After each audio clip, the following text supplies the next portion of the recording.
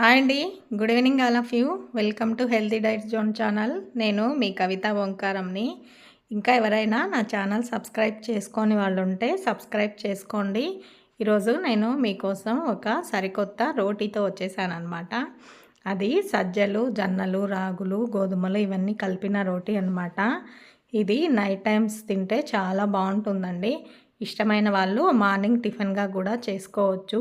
Sugar పేషెంట్స్కి ఇదొక మంచి డైట్ అనమాట.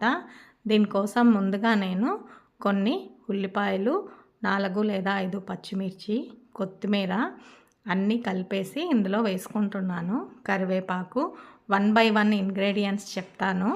ఎక్కడ కూడా లాస్ట్ వరకు వీడియో స్కిప్ చేయకుండా చూడండి. దీన్ని ఒక ఫైన్ పేస్ట్ లాగా గ్రైండ్ చేసుకుంటున్నాను అనమాట. ఇప్పుడు ఒక బౌల్ తీసుకొని అందులో 2 లేదా 3 కప్పులు మీకు ఎంత క్వాంటిటీ కావాలంటే అంత క్వాంటిటీలో పిండిని కలుపుకోండి. దీనికోసం నేను వేడిగా నీళ్లు కాచి పెట్టుకున్నాను అనమాట. నీళ్లు బాగా తెరులుతూ ఉండాలి. ఈ పిండి అనేది నేను గోధుమలు, రాగులు, సజ్జలు, జొన్నలు కలిపి కొట్టించుకున్నానండి. ఇందులో ఒక టేబుల్ స్పూన్ సాల్ట్ యాడ్ చేసుకున్నాను. అలాగే జీలకర్ర యాడ్ చేస్తున్నానండి. చూసారు కదా, 1 బై 1 నీట్గా ఎక్స్ప్లెయిన్ చేస్తున్నాను. మీరు కూడా ఎక్కడా స్కిప్ చేయకుండా వినండి. హాట్ వాటర్ అండి, బాగా బాయిల్ అయిన వాటర్ని వేసి చేయి పెడితే కాలుతుంది కాబట్టి నేను ఈ చలాకీతో అలా మెల్లమెల్లగా కలుపుకుంటున్నాను.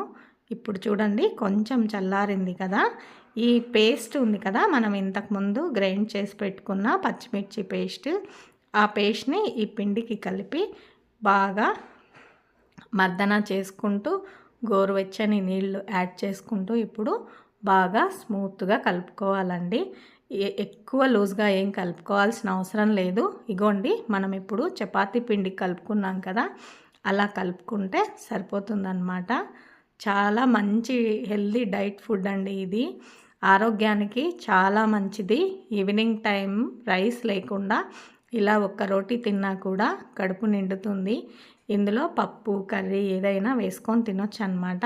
ఇప్పుడు దాన్ని రౌండ్గా బాల్స్ లాగా చేసుకొని చపాతీ బండ మీద ఒక తడి బట్టను, పల్చటి బట్టను వేసుకుంటున్నానండి.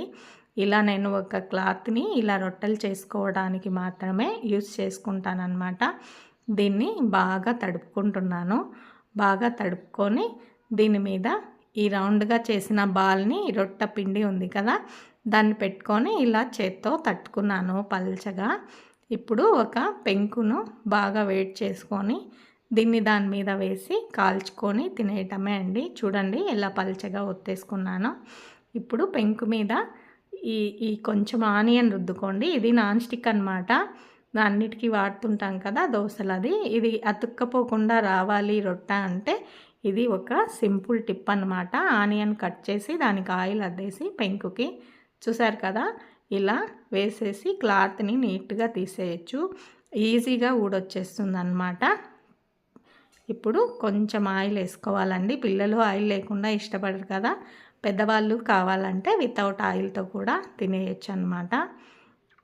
2 వైపులా బాగా ఎర్రగా కాల్చుకొని తీసుకొని ఏదైనా కర్రీతో తినేయటమే అండి. ఇందులో కారం అన్నీ వేసాం కాబట్టి ఉట్టిగా కూడా తినేయచ్చు. అది మీ ఇష్టం అన్నమాట. థ్యాంక్ యూ ఫర్ వాచింగ్ అండి. మరెందుకు ఆలస్యం, మీరు కూడా ట్రై చేసి ఎలా ఉందో కామెంట్ బాక్స్లో పోస్ట్ చేయడం మర్చిపోవద్దండి. ఈ ఛానల్లో చాలా వీడియోస్ ఉన్నాయి, వెళ్ళి చూసి నచ్చితే సబ్స్క్రైబ్ చేసుకోండి. థ్యాంక్ యూ ఫర్ వాచింగ్ అండి. మరొక వీడియోతో మళ్ళీ కలుసుకుందాం.